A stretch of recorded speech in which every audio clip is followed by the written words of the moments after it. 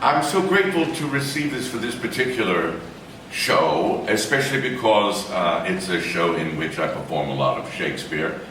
And as I mentioned, I always dreamed that I would be an actor in Shakespeare. I'd always dreamed that perhaps I would have a classical career, and then I came to New York City and began to do musicals and plays and other things. But when I was a little boy, my father was an actor with the Oregon Shakespeare Festival. And he was in 2 plays at the same time, a repertory, and he came out on the above of the theater. And he had the first line in both shows. Coincidentally, he played Antonio in The Merchant of Venice and Orsino in Twelfth Night.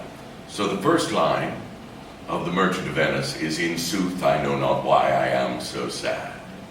And the first line of Twelfth Night is, "If music be the food of love, play on." And those sounds and that rhythm, those lines, were enough to grab me for the rest of my life and make me want to do nothing but that. And this show has allowed me to do that.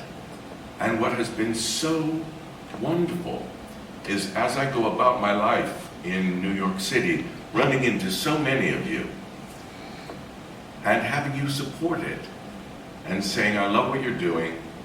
Thank you for doing this show."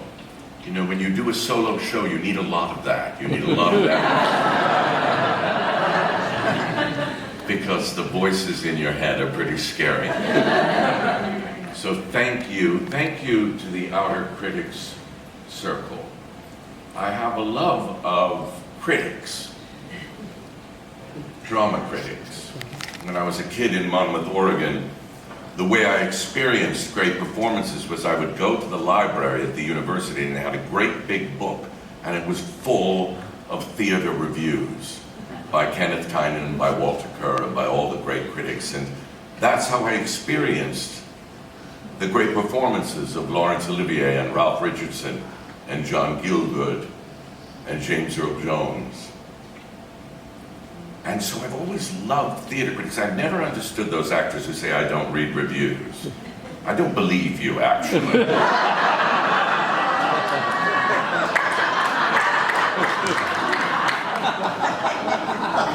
But if you're telling the truth, it's admirable, I suppose, in its way. I don't have that strength. I go straight to the papers and I read them.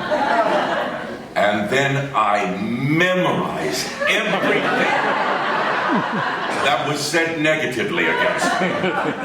And I forget all of the wonderful things you've said. No, that's not true.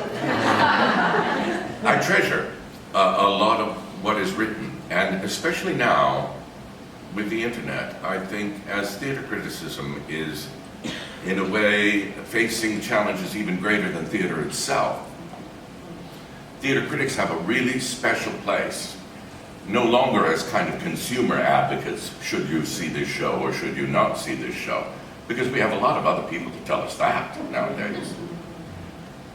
But as the people who take this ephemeral thing that's going to be there and gone, that's going to vanish into history, and to somehow distill it in words and say, "This is what happened," so that I can experience that great performance in some context from someone who maybe has some experience and some learning and some skill to put it down on paper. So thank you so much for this. It means a lot to me.